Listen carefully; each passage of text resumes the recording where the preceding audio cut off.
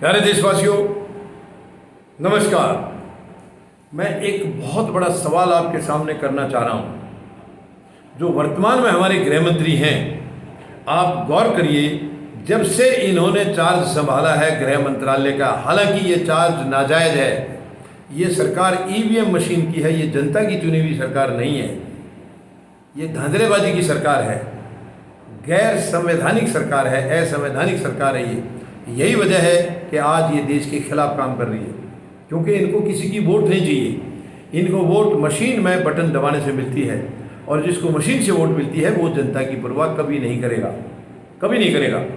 अब ये गृह मंत्री जो वर्तमान हमारे हैं, जब से इन्होंने गृह मंत्रालय की जिम्मेवारी संभाली है, जो कि अपनी मर्जी से संभाली, इससे पहले पिछला इनका जो टेन्योर था उसमें मिस्टर राजनाथ सिंह जो है वो गृह मंत्री थे, मगर क्योंकि वर्तमान गृह मंत्री और प्रधानमंत्री महोदय की राशि काफ़ी मिलती जुलती है, तो इन्होंने ये जरूर इसके अंदर पीछे कोई ना कोई गठजोड़ है। ये दावे के साथ कह सकता हूँ मैं, पूरा देश जानता है कोई ना कोई गठजोड़ रहा है इनका, वरना क्या जरूरत थी, वो इनसे सीनियर थे और वो गृह मंत्री थे। तो इन्होंने ही उसको, क्योंकि इन्होंने जो कहा है प्रधानमंत्री को, उन्होंने उसी को किया है। अब इसके पीछे समझ में नहीं आ रही इन दोनों का आपस की क्या मिली भगत है, प्रधानमंत्री और गृह मंत्री, जबकि ये दोनों पद ऐसे हैं, एक ही राज्य से ये दोनों पद नहीं होने चाहिए। प्रधानमंत्री और गृह मंत्री का पद एक ही राज्य के लोगों के पास नहीं होना चाहिए। अलग अलग राज्यों के, मतलब प्रधानमंत्री एक राज्य के हैं तो गृह मंत्री दूसरे राज्य का होना चाहिए, क्योंकि ये दोनों ही सरकार के एक किस्म से मुखिया हैं। तो ये दुर्भाग्य इस देश का, कौन पूछेगा यहाँ सवाल, कौन करेगा? आज इस देश में सवाल करने की किसी की हिम्मत नहीं है। सब सवाल वालों के ऊपर या तो ईडी के छापे पड़ रहे हैं, या इनकम टैक्स के छापे पड़ रहे हैं, या सीबीआई के छापे पड़ रहे हैं। वर्तमान में कोई भी एग्जिस्टिंग जो राजनीतिक दल हैं, 75 साल से जो कहीं ना कहीं सत्ता में रहते आए हैं, स्टेट्स में या केंद्र में, उनकी किसी की औकात नहीं है कि इस गैर जिम्मेदार सरकार के खिलाफ आवाज़ उठा सके, क्योंकि इनमें सब में कमियां हैं, सब में कमजोरियां हैं। तो ये अपनी कमजोरियों के डर की वजह से चुपचाप बैठे हैं, चुपचाप बैठे हैं। तो ये गृह मंत्री जब से इन्होंने चार्ज संभाला है, उग्रवादी घटनाएं, नफरती घटनाएं हर जगह हो रही हैं, रोजाना हो रही हैं, लगातार हो रही हैं। दंगे रोजाना हो रहे हैं, कहीं ना कहीं रोजाना दंगे हो रहे हैं वर्तमान गृह मंत्री के टाइम में। और गृह मंत्री आराम से सीना तान के कुर्सी पर बैठे हैं, प्रधानमंत्री महोदय आराम से सीना तान के बैठे हैं। उनकी कोई जिम्मेवारी नहीं है, देश में क्या हो रहा है इसके प्रति कोई जिम्मेवारी नहीं है। पहले इतने ठीक है, भ्रष्टाचार के बारे में मैं कुछ नहीं कह रहा हूँ, पहले भी किया पिछली सरकारों ने, लेकिन वहाँ इतनी नैतिकता ज़रूर थी। अगर किसी मंत्री के अपने चार्ज में उसके नीचे कहीं ना कहीं कोई गलत होता है तो वो तुरंत इस्तीफा देते थे। आज वो रिवाज ख़त्म हो चुकी है। आज जो सरकार में बैठे हैं उनका यही मानना है कि जो हो रहा है वो हमारे मतलब की चीज़ नहीं है। कोई मरे जिए, कुछ अत्याचार हो रहा है, कुछ हो रहा है, तो इनकी कोई जिम्मेवारी नहीं इसमें। इनको तो केवल कुर्सी मिली हुई है, कुर्सी का एंजॉय करना है। इनको ये मालूम ही नहीं है कि इस कुर्सी के पीछे कुछ जिम्मेवारियां भी होती हैं। ये बिल्कुल मानने के लिए तैयार नहीं है। ये बहुत अफसोस की बात है। तो मैं प्रधानमंत्री महोदय से जवाब चाहूँगा, आपने जिनको गृह मंत्री बनाया है, क्या उन गृह मंत्री की कोई जिम्मेवारी नहीं है देश के प्रति? ये देश में आए दिन नफरत फैल रही है, आए दिन दंगे फसाद हो रहे हैं बिना मतलब से। वो जानबूझ के सरकार के द्वारा प्रायोजित है, वो पुलिस भी सरकार की गुलाम बनी हुई है। तो ये क्यों ऐसा हो रहा है, क्यों ऐसा हो रहा है? प्रधानमंत्री महोदय, आप अपने गृह मंत्री से क्यों नहीं सवाल करते कि आपके टेन्योर के दौरान ये इतने दंगे फसाद क्यों हो रहे हैं देश में? इतने पहले कभी नहीं हुए, आज लगातार हो रहे हैं, रोजाना कुछ ना कुछ घटनाएं हर रोज हो रही हैं।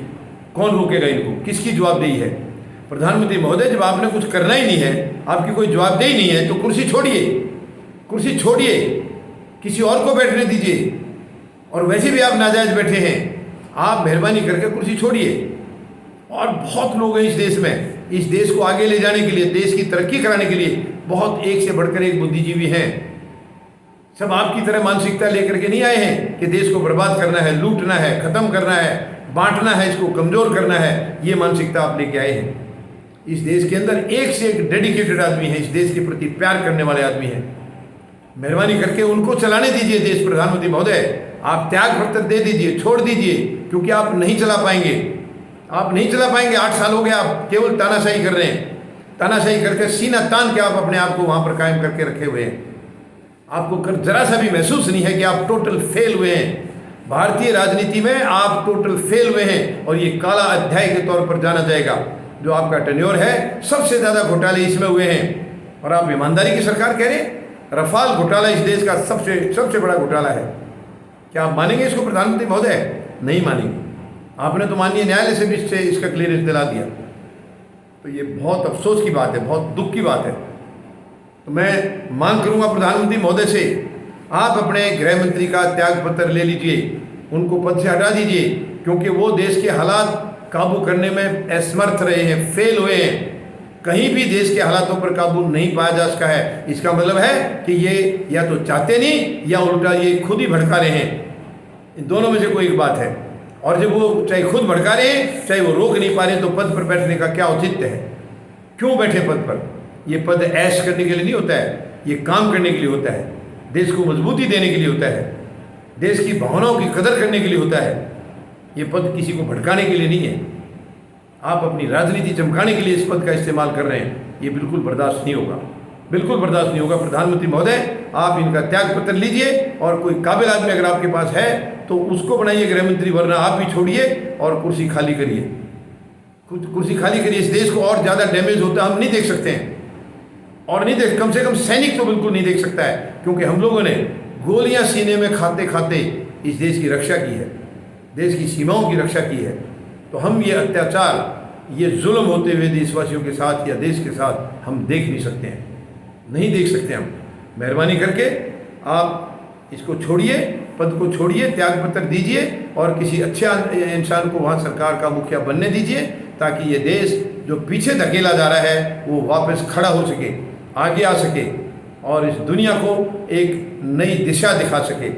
महान शहीदों के सपनों के भारत का निर्माण हम कर सकें। मेहरबानी करके मैं उम्मीद लगाता हूँ कि आपकी अंतरात्मा जागेगी और वो आपको बताएगी पद छोड़ने के लिए। धन्यवाद। जय जवान, जय किसान, जय हिंद।